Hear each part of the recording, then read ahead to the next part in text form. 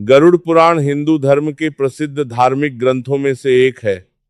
वैष्णव संप्रदाय से संबंधित गरुड़ पुराण में मृत्यु के बाद सद्गति प्रदान करने वाला माना जाता है। इसलिए सनातन में मृत्यु के बाद गरुड़ पुराण के श्रवण का प्रावधान है। इसके अधिष्ठात्री देव भगवान विष्णु हैं। 18 पुराणों में गरुड़ महापुराण का अपना एक विशेष महत्व है, क्योंकि इसके देव स्वयं विष्णु माने जाते हैं। इसीलिए यह वैष्णव पुराण है। गरुड़ पुराण के अनुसार हमारे कर्मों का फल हमें हमारे जीवन में तो मिलता ही है, परंतु मरने के बाद भी कार्यों का अच्छा बुरा फल मिलता है। इसी वजह से इस ज्ञान को प्राप्त करने के लिए घर के किसी सदस्य की मृत्यु के बाद का अवसर निर्धारित किया गया, ताकि उस समय हम जन्म मृत्यु से जुड़े सभी सत्य जान सके और मृत्युवश बिछड़े वाले सदस्य का दुख कम हो सके।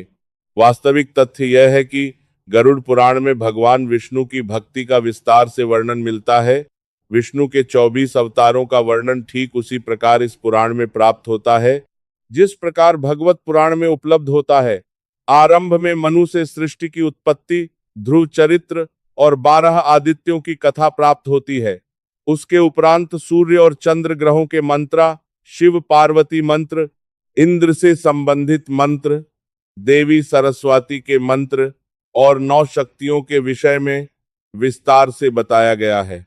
गरुड़ पुराण में 19,000 श्लोक कहे जाते हैं, किंतु वर्तमान समय में कुल 7,000 श्लोक ही उपलब्ध हैं। इस पुराण को 2 भागों में रखकर देखना चाहिए। पहले भाग में विष्णु भक्ति और उपासना की विधियों का उल्लेख है तथा मृत्यु के उपरांत प्राय गरुड़ पुराण के श्रवण का प्रावधान है। दूसरे भाग में प्रेतकल्प का विस्तार से वर्णन करते हुए विभिन्न नरकों में जीव के पड़ने का वृत्तांत है।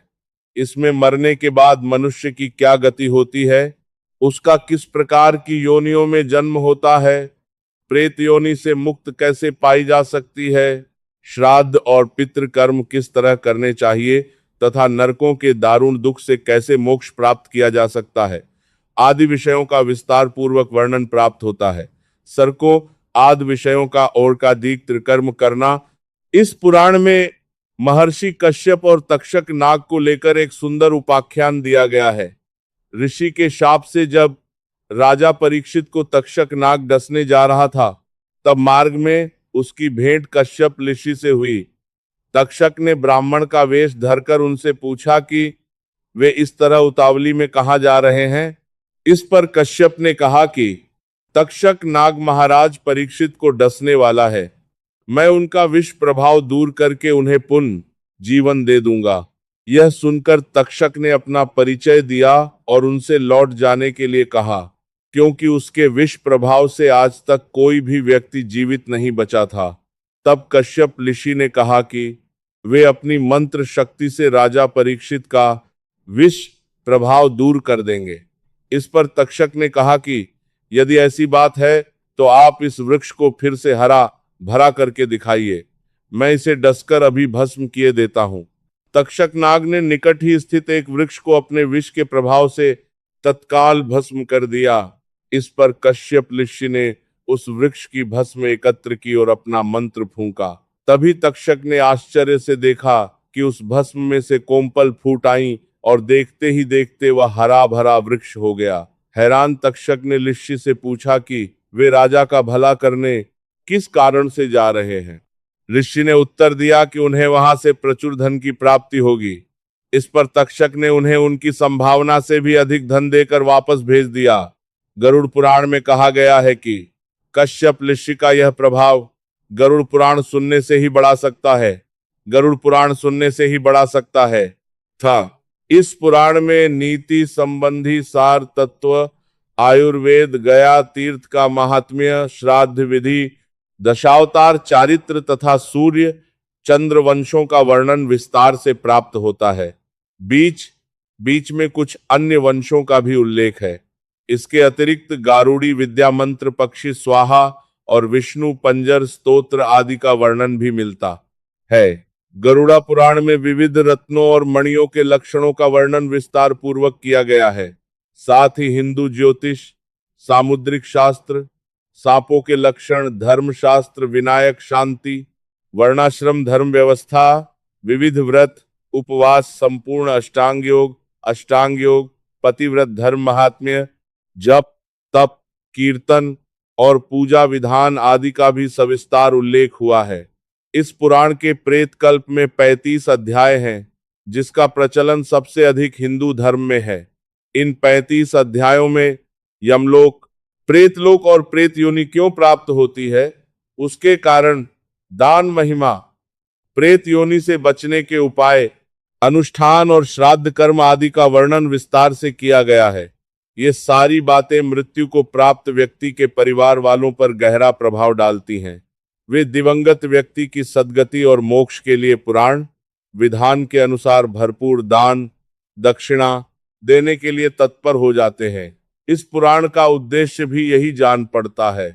गरुड़ ने कहा, हे केशव, यमलोक का मार्ग किस प्रकार दुखदाई होता है, पापी लोग वहां किस प्रकार जाते हैं, मुझे बताइए। भगवान बोले, हे गरुड़, महान दुख प्रदान करने वाले यम मार्ग के विषय में मैं तुमसे कहता हूं। मेरा भक्त होने पर भी तुम उसे सुनकर कांप उठोगे। यम मार्ग में वृक्ष की छाया नहीं है, अन्न आदि भी नहीं है, वहां कहीं जल भी नहीं है। वहां प्रलय काल की भांति 12 सूर्य तपते हैं। उस मार्ग से जाता हुआ पापी कभी बर्फीली हवा से पीड़ित होता है तो कभी कांटे चुभते हैं, कभी महाविषधर सर्पों द्वारा डसा जाता है, कहीं अग्नि से जलाया जाता है, कहीं सिंहों, व्याघ्रों और भयंकर कुत्तों द्वारा खाया जाता है, कहीं बिच्छुओं द्वारा डसा जाता है। इसके बाद वह भयंकर असिपत्र वन नामक नरक में पहुंचता है, जो 2000 योजन के विस्तार वाला है। यह वन कौओं, उल्लुओं, गीधों, सरघों तथा डौंसों से व्याप्त है। उसमें चारों ओर दावाग्नि है। वह जीव कहीं अंधे कुएं में गिरता है, कहीं पर्वत से गिरता है, कहीं छुरे की धार पर चलता है, कहीं कीलों के ऊपर चलता है, कहीं घने अंधकार में गिरता है, कहीं उग्र जल में गिरता है, कहीं झोंकों से भरे हुए कीचड़ में गिरता है, कहीं तपी हुई बालुका से व्याप्त और धधकते ताम्रमय मार्ग, कहीं अंगार राशि, कहीं अत्याधिक धुएं से भरे मार्ग पर उसे चलना पड़ता है, कहीं अंगार वृष्टि, कहीं बिजली गिरने, शिलावृष्टि, कहीं रक्त की, कहीं शस्त्र की और कहीं गर्म जल की वृष्टि होती है, कहीं खारे कीचड़ की वृष्टि होती है, कहीं मवाद, रक्त तथा विष्ठा से भरे हुए तालाब हैं। यह मार्ग के बीचों बीच अत्यंत उग्र और घोर वैतरणी नदी बहती है। वह देखने पर दुखदायिनी है, उसकी आवाज भय पैदा करने वाली है। वह 100 योजन चौड़ी और पीप तथा रक्त से भरी है। हड्डियों के समूह से उसके भरे हुए तालाब हैं, तट बने हैं। यह विशाल घड़ियालों से भरी है। हे गरुड़, आए पापी को देखकर वह नदी ज्वाला और धूम से भरकर कड़ाह में खौलते घी की तरह हो जाती है। यह नदी सुई के समान मुख वाले भयानक कीड़ों से भरी है। वज्र के समान चोंच वाले बड़े बड़े गीध हैं। इसके प्रवाह में गिरे पापी है भाई, हा पुत्र, हा तात कहते हुए विलाप करते हैं। भूख प्यास से व्याकुल हो पापी रक्त का पान करते हैं। बहुत से बिच्छू तथा काले सांपों से व्याप्त उस नदी के बीच में गिरे हुए पापियों की रक्षा करने वाला कोई नहीं है। उसके सैकड़ों हजारों भंवरों में पड़कर पापी पाताल में चले जाते हैं, क्षण भर में ही ऊपर चले आते हैं। कुछ पापी पाश में बंधे होते हैं, कुछ अंकुश में फंसाकर खींचे जाते हैं और कुछ कुओं द्वारा खींचे जाते हैं। वे पापी गर्दन हाथ पैरों में जंजीरों से बंधे होते हैं। उनकी पीठ पर लोहे के भार होते हैं। अत्यंत घोर यमदूतों द्वारा मुग्दरों से पीटे जाते हुए रक्त वमन करते हैं तथा वमन किए रक्त को पीते हैं। इस प्रकार 17 दिन तक वायु वेग से चलते हुए 18वें दिन वह प्रेत सौम्यपुर में जाता है।